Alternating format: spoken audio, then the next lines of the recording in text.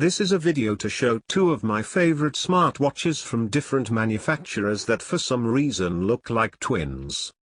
I got my latest and greatest Samsung Galaxy Watch 3. And my old trusted Huawei Watch GT. If we look at the watch cases, you can see that the cases are very similar indeed. Look at the shape of the lugs, the size, the shape of the buttons. Very similar indeed. The first noticeable difference is that the Samsung has a rotating bezel without much engraving and that the Huawei has a beautiful ceramic bezel with engraving. I do prefer the ceramic bezel over probably anything else. I rarely use the rotating bezel in the Samsung. I know most people like it, but I don't think it is necessary since you can scroll with your finger. I don't think you'll lose any functionality if it fails. I don't think I use it for anything, maybe to scroll the watch faces, but that is about it. You still need to touch the screen to click something. So it is just a scrolling wheel. The Huawei beats the Samsung by knockout punch in the battery department. Samsung can go 2 to 3 days with my current usage. But the Huawei can do at least 20 days without needing a charge, and the cherry on top is that the Huawei charges very fast using a wired cable. The Samsung is super slow because it uses wireless technology. Very fancy technology but very slow too. I hate when I need to charge my watch because I lose so many steps while charging it for almost 2 hours. The included bands are nice, but I like the brown leather one much more. It has plastic back so the leather doesn't touch the sweat. Also the color is much nicer in my opinion, and it has a very nice 3D padding. The Samsung one is too plain and simple for me.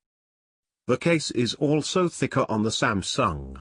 I prefer thick cases for my watches. Both screens are nice, but in my opinion the Huawei is more vibrant and I prefer that screen. The Samsung software is much more complete, almost like a cell phone. The Huawei is very basic and you can't add more watch faces or download apps. That hasn't really been a problem so far for me. Also, you can't make a phone call using the Huawei, it doesn't even have a speaker. However, for me anyway, making a call with my watch is a party trick so far. Both watches are accurate for tracking my running, both get GPS lock very fast.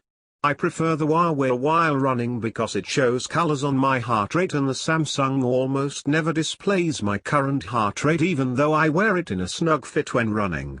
I think for now that is the biggest issue of my Galaxy Watch. It misses most of heart rate on my running session. The Huawei is much better tracking my heart rate. Maybe it is because it has 2 green lights on the back instead of only 1 light. The Samsung has only 1 light on the back. It is very difficult to choose for me a winner here. My personal situation is that I don't rely on my watch for smartphone activities like text and notification.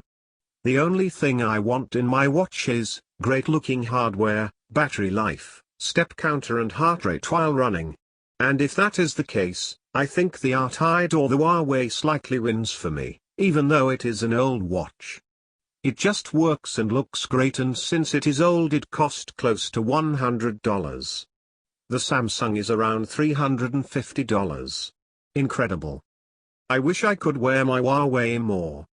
But you know, the US has some issues with Huawei and I don't want my boss to ask me what brand of watch I'm wearing and find out that it is a Huawei. I just can wear it.